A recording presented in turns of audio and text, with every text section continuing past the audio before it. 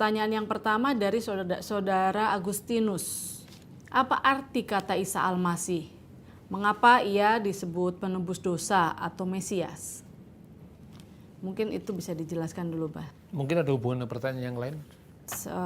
Sebentar, saya ini ada tapi tidak menyebutkan namanya. Shalom, maaf sebelumnya. Saya punya pertanyaan, siapakah Isa Al-Masih itu? Mengapa ia disebut Yesus? Bukankah Isa itu seorang nabi?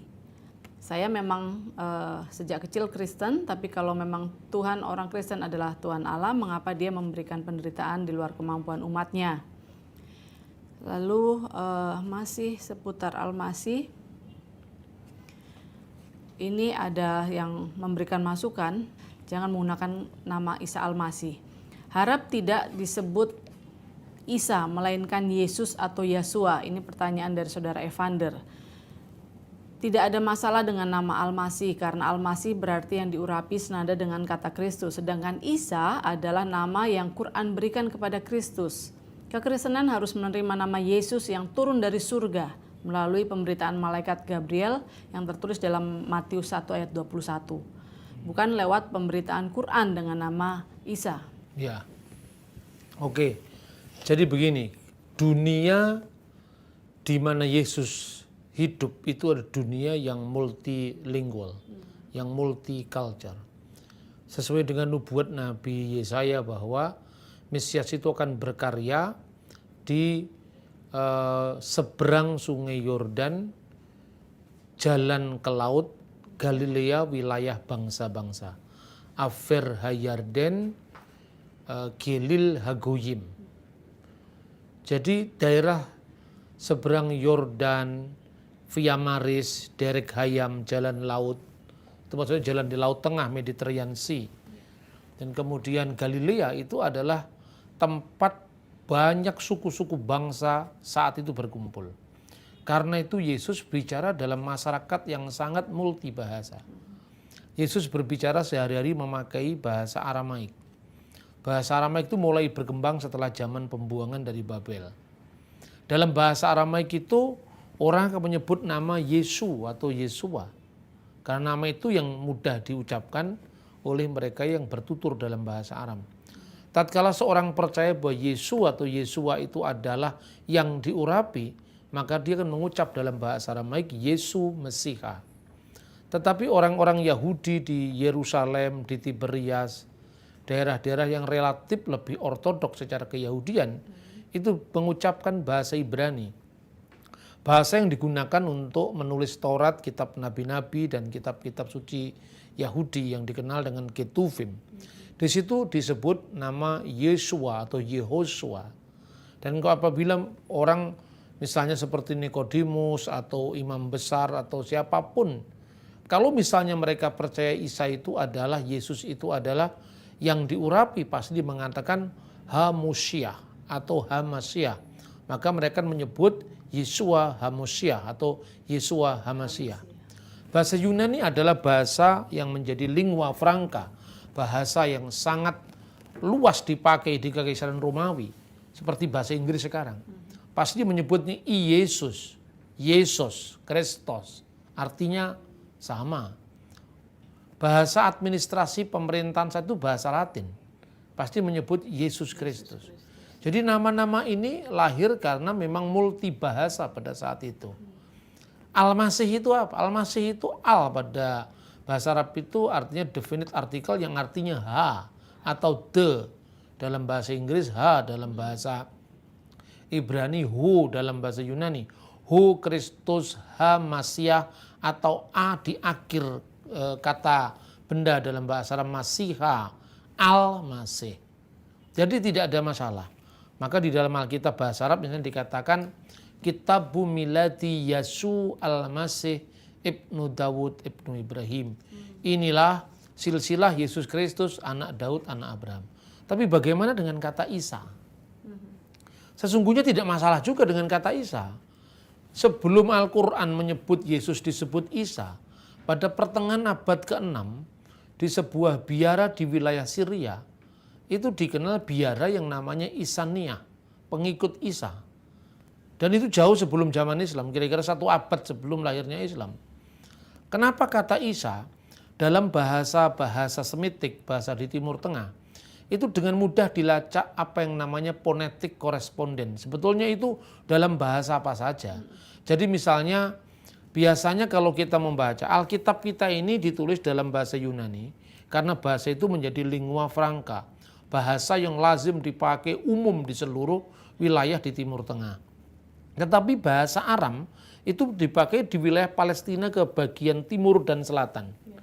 Yerusalem atau Palestina di wilayah barat itu bahasa Yunani. Misalnya Asia Kecil, Turki sekarang itu bahasa Yunani.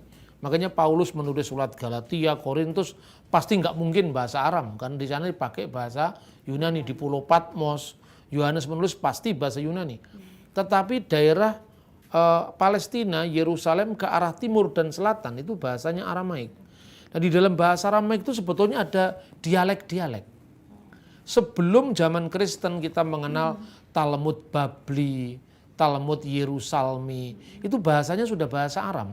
Dan itu ada dialek timur, dialek barat. Nah, huruf Yod atau Y dalam bahasa Ibrani ketika diterjemahkan dalam bahasa Aram kadang-kadang berubah menjadi I, kadang-kadang berubah menjadi tetap Yod. Misalnya Shema Yisrael dalam bahasa Ibrani. Kadang-kadang diterjemahkan dalam bahasa Aram, dalam satu naskah misalnya tetap Shema Yisrael, Adonai Eloheinu, Tuhan itu ilah kita, sembahan kita, Adonai Echad, Tuhan itu esa. Diterjemahkan dalam bahasa Aram, Shema Yisrael, Maria Allahan, Maria Hadhu. Tetapi kadang-kadang di Syria Timur dipakai dialek Shema Israel, bukan Yisrael. Jadi Yisrael menjadi Israel. Yehosua menjadi Isowa.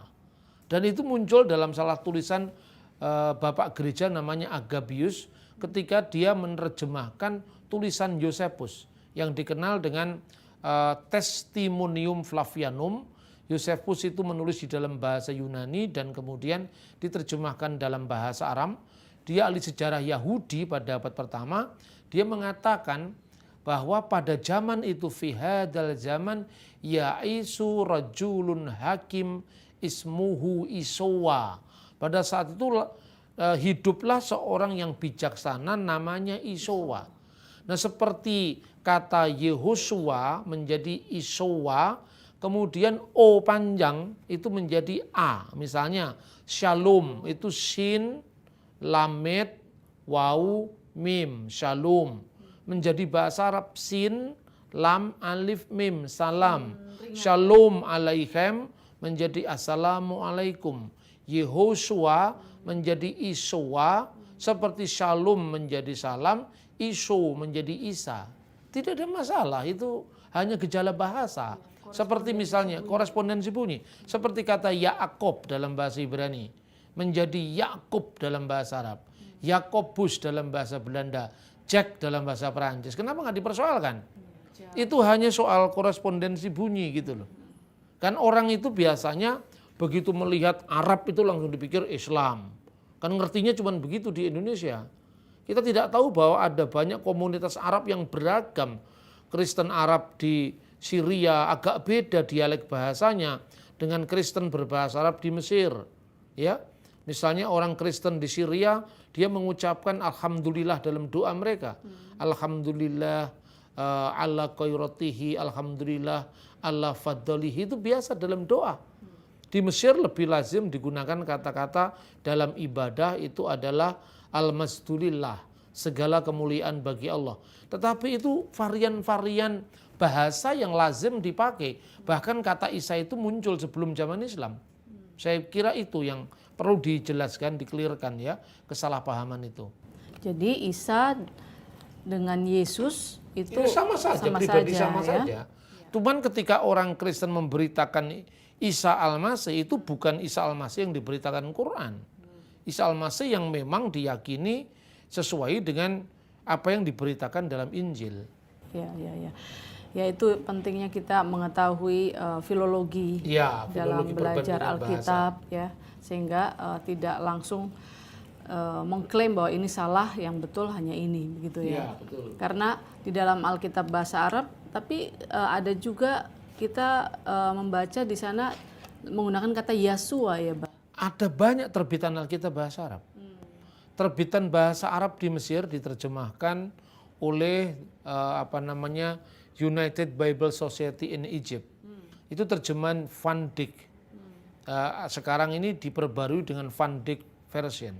Tapi di Lebanon ini yang dipakai ini adalah Darul Kitabil Muqaddas fi Syarqil Ausat. Di Lebanon sendiri mungkin ada 3 terjemahan. Lalu juga ada terjemahan dari Jami'ah Al-Antuniyah. Itu terjemahan secara interlinear dari bahasa Yunani ke dalam bahasa Arab. Terus perjanjian lama dari bahasa Ibrani ke dalam bahasa Arab. Tapi dikenal juga terjemahan yang namanya Kitab Syarif. Kitabul Muqaddas Syarif Translation. Di situ digunakan kata-kata Isa. Isa Al-Masih. Jadi tidak masalah, itu hanya soal bahasa saja. Yang penting bahwa itu bukan Isa yang di dalam konsep agama lain gitu ya. Sama dengan gini loh, sama-sama ngomong Yesus. Orang Mormon kan juga ngomong Yesus. Saksi Yehova juga ngomong Yesus. Tetapi Yesusnya Saksi Yehova dan Mormon kan berbeda dengan Yesusnya Alkitab.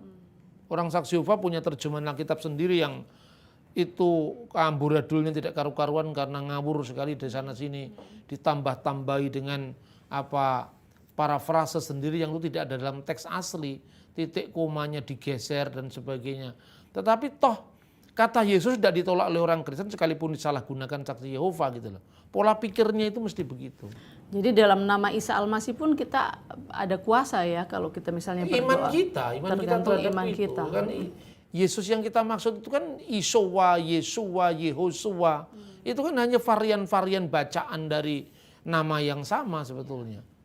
Ya, baik Bah. Jadi sudah bisa diterima dan ini rasanya clear ya, memang kata Isa, Yesus itu sama, tidak ada masalah. Lalu ada pertanyaan lagi nih, Bah. Masih menyangkut Isa Al-Masih. Di sini dari saudara atau saudari ini. Saya Kristen Protestan usia 69 tahun, punya judul buku Perbedaan Isa Al-Masih dengan Yesus Kristus. Semua dirujuk dari ayat Injil, dari mulai keluarganya, lahir, mujizat, wafat, makam, bangkit, naik ke surga. Sedangkan Isa tidak mengalami hal tersebut. Jadi mohon diberi penjelasan mana yang benar. Itu kan bacaan orang Indonesia. Coba bacaan ini buku dari Lebanon, dari Syria. Karena apa? Ya memang orang Indonesia yang dikenal cuma Islam dan Kristen. Dan Islamnya cuma ya ketahunya terjemahan Al-Quran, terjemahan bahasa Indonesia dan Arab. Coba baca terjemahan Al-Quran dalam bahasa Inggris. Di situ misalnya diterjemahkan kata misalnya Asmuhul Masih Isa bin Maryam diterjemahkan His name is Christ the son of Mary. Yahya misalnya Yahya Musaddiqon diterjemahkan dengan John the Baptist. Pernahkah Anda mendengar Al-Quran dalam bahasa Ibrani? Ha-Quran Hamifwar yang diterjemahkan di Tel Aviv, di Israel, karena ada banyak keturunan Arab yang ada di Israel. Al-Qurannya diterjemahkan dalam bahasa Ibrani. Judulnya Ha-Quran Hamifwar. Di situ Bismillahirrahmanirrahim diterjemahkan Bishem Elohim Harahman Viharahum. Di situ Elohim juga. Tapi karena di Indonesia kata Elohim hanya diucapkan di gereja, seolah-olah Elohim Tuhannya orang Kristen, Allah Tuhannya orang Muslim. Itu kan hanya bahasa. Bacalah Quran dalam bahasa Yunani. Ada terjemahan Quran dalam bahasa Yunani. Kata Allah diterjemahkan Theos juga. Kan seperti itu pola pikir kita. Bahasa itu tidak identik dengan agama tertentu. Karena sebelum ada Islam sudah ada bahasa Arab. Sebelum ada Kristen sudah ada bahasa Ibrani. Ya, makna teologisnya yang penting saya kira. Iya, baik. Lalu ini ada pertanyaan juga yang menarik. Ini tentang kelahiran Isa Al-Masih ini, Pak. Tidak ada namanya. Bertanya, selamat malam. Saya mau bertanya, benarkah Yesus itu lahir pada tanggal 25 Desember? Betul memang. Orang yang menyangkal itu kan sebetulnya hanya mengenal buku-buku sejarah dari gereja Roma Katolik. Natal itu pertama kali ditetapkan bukan di Roma, tapi di Alexandria. Tahun 189 Masehi, pada masa Patriark Gereja Koptik Ortodoks, itu adalah Patriark Demetrius. Nah pada saat itu gereja ini gini loh, begitu dia keluar dari batas-batas keyahudian, artinya gereja pertama kali disebut orang-orang yang diejek oleh orang Yahudi sebagai Nostrim, kelompok Nasaren, kelompok Nasrani, itu sebetulnya ejekan orang Yahudi untuk orang Kristen. Maka Paulus disebut salah satu tokoh dari sekte orang-orang Nasrani. Itu identitas dari gereja Yahudi di Yerusalem yang dipimpin oleh Rasul Yakobus. Terus kemudian orang Yahudi mengeluarkan kutukan terhadap orang Kristen pada saat konsili di kota Yamnia dekat Tel Aviv sekarang, terkutuklah orang-orang Nostrim. Setelah itu kebudayaannya bergeser kepada kebudayaan non-Yahudi. Kalau kebudayaannya bergeser berarti Injil harus dikontekstualisasikan supaya dimengerti oleh penduduk yang non-Yahudi. Berkembanglah Injil di Antioquia di Syria. Kisah Rasul 11 ayat 26. Di situ dikenal sebutan Kristianos, yaitu Kristen. Untuk pertama kali disebut Kristen. Kebudayaannya Yunani, kalendernya ganti. Bukan kalender Yahudi yang memakai sistem peredaran bulan, tapi kalender matahari yang dipakai di zaman dinasti Seleukid. Ketika Injil dibawa Rasul Markus ke Alexandria, kalendernya memakai kalender bintang. Kalender Kawakibiyah, bukan Komariah, bukan Samsiah. Kalender bintang itu sekarang dikenal di gereja Koptik Ortodok dengan nama Anno Martiri. Kalender yaitu tahun kemartiran. Di situ disebutkan rayakanlah kelahiran dari juru selamat kita itu dalam sebuah dokumen yang dikenal dengan Koptik Didaskalia Apostolorum. Itu dari tahun 189. Rayakanlah kelahiran Tuhan kita tepat tanggal 29 bulan Mesir keempat atau bulan Kiyah, atau tanggal 25 bulan Ibrani ke-9. Bulan Ibrani ke-9 itu bulan Kislev. Nah, bagaimana bisa menentukan itu? Itu dari Alkitab. Di Alkitab dikatakan bahwa Zakaria itu membakar ukupan, ya mendapatkan giliran membakar ukupan. Saat itu dia membakar ukupan itu dia mendapatkan tanda bisu. Waktu itu Zakaria dari rombongan Abia. Rombongan Abia itu menurut 1 Tawarik pasal 24 ayat 7 sampai 19 adalah rombongan ke-8. Berarti Zakaria itu dari mewakili golongan Abia itu membakar ukupan pada perayaan yang namanya sebetulnya perayaan Yom Kippur, itu kira-kira bulan September. Kenapa bulan Yom Kippur? Karena semua puak Israel kumpul di Yerusalem, di Bait Allah. Itu menunjukkan itu perayaan Yom Kippur. Yang kemudian Lukas pasal 126, 6 bulan setelah malaikat menemui Zakaria di perayaan Yom Kippur itu, dia bertemu dengan Maria di Nazaret. 6 bulan setelah bulan Tisri, karena Yom Kippur itu dirayakan setiap bulan Tisri. 6 bulan setelah bulan Tisri itu bulan Nisan. Bulan Nisan itu kira-kira Maret. Makanya sebelum bapak-bapak gereja abad keempat yang dituduh katanya Natal itu perayaan Dewa Matahari, dan itu tuduhan yang sama sekali buta sejarah. Sebetulnya itu sudah ada tulisannya Irenaeus, tulisannya Hippolytus, itu bapak-bapak gereja dari generasi ketiga, itu mengatakan bahwa perayaan Bunda Maria menerima kabar gembira dari malaikat itu tanggal 15 bulan Nisan atau tanggal 25 Maret. 9 bulan setelah Maria mengandung, pemberitaan malaikat tanggal 25 Maret, itu jatuhnya 25 Desember itu. Itu tidak sulit dihitung karena kita tidak ngerti sejarah. Taunya gereja cuma gereja barat, Roma Katolik, Protestan, hanya itu saja. Kita tidak mengenal gereja-gereja timur yang dari abad pertama, kedua, ketiga terus berjalan sejarahnya. Dan yang kedua, ada tulisannya Yosepus, ahli sejarah abad pertama, dan tulisan dokumen Yahudi yang dikenal dengan Megillot Ta'anit.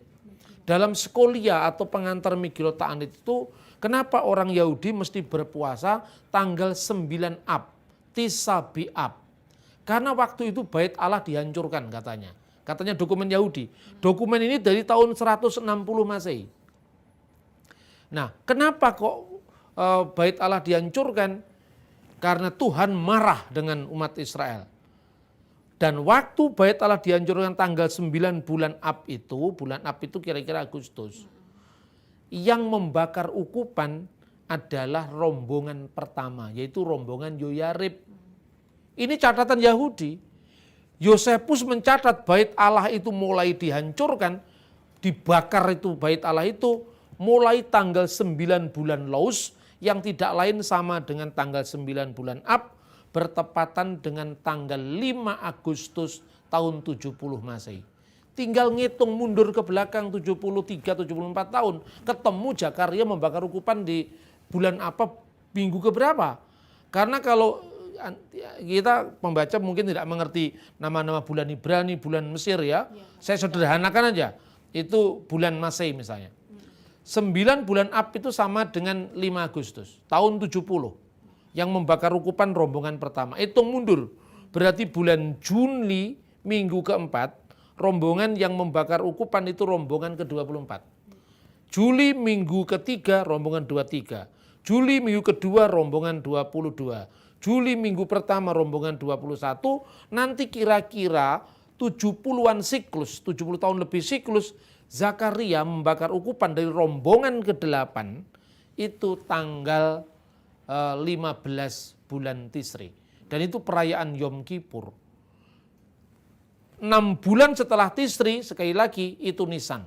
Sama dengan Maret.